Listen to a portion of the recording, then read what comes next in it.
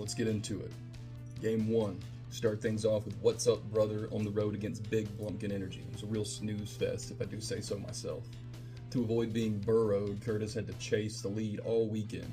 Fortunately for him, the Big Blumpkin finally turned into a pumpkin and got anchored down despite being able to cook on Monday night, as Curtis's mediocre team holds on to give Ian his first loss of the year. What was that anchor, you ask? Oh, it's the 5 contract years tied to Trevor Lawrence, who now has a worse career QB rating than Danny Dimes. Feels like the winds of change are blowing, and we have a quarterback controversy brewing in the Blumpkin patch. No frets, both of these teams should make the playoffs. Hopefully not. Alright, Game 2. Game 2, we saw an injury-riddled team managed by a perennial masochist in the Monstars going on the road against an injury-riddled team managed by a perennial masochist in Hawk Tua Thomas. This also proved to be a real shootout. Unfortunately for myself, the shootout finished 1 bullet short, as I was forced to sit and watch 3 more of my potential starters go down with injuries. On the other side of things, Hawk Tua Thomas has a shining star in Saquon Barkley, a true difference maker and the unquestioned RB1 through the first 3 weeks of the season. I'd be willing to bet the idiot that traded him last year regrets it. We have no way of ever knowing.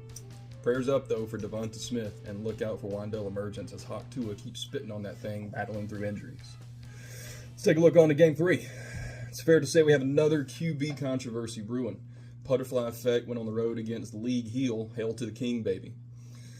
Sam Darnold dropped 23 on Bush's bench, but on a positive note, we had a Deontay Johnson sighting as Andy Dalton passes Tony Romo on the all-time list of QB touchdown tosses.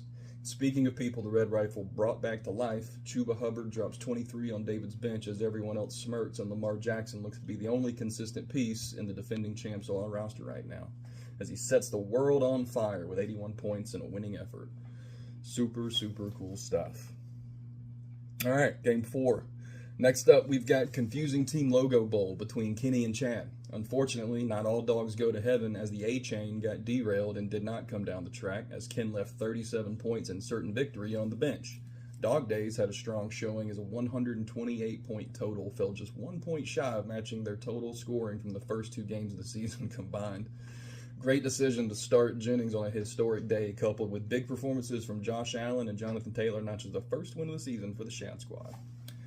All right, on to Game 5. This week saw Lizan Al-Khalib going shopping for a victory over at Cavassier Smoke and More, and we got all the juicy details on the shopping trip. It looks like Tony was all out of Cavassier, but he had some Kyler and some Kyron in the back room for Thomas. According to the receipts, he also didn't charge Thomas for the smoke. He gave him the smoke for free. Also, it appears the and more, those are ass whoopings. Be careful, be on the lookout for Team Tony. On the other side of Lizan Al-Khalib is living in a points desert right now, as they seem pretty hard to come by. Thomas and the Fremen are wondering which of their 3 QBs are going to be the prophet, as Jahmyr Gibbs is tearing through defenses like a Shahai Lahulud through sand. Can't ride that worm forever. Someone else has got to step up for Tom. All right, let's wrap things up over with Game 6. This week, we actually did have a good one. To Infinity and Bajan went on the road over to the 5 Points in South Manhattan to visit the Fidlam Bins, where they tried to steal a victory, but they got caught, just like Tim Allen in the airport that one time. Steve got good performances all the way around.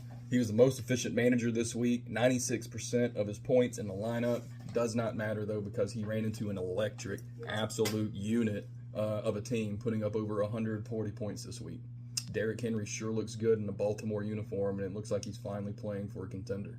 Meanwhile, the rest of Jason's roster looks like a taxi spot might be coming open soon. Billie Jean appears to be an early season cut candidate. We will see what he does with that extra roster flexibility down the stretch. That'll do it for the Week 3 recap. Here's to me, hopefully never having to, but almost certainly guaranteed to having to do this again. All right, talk to you boys later.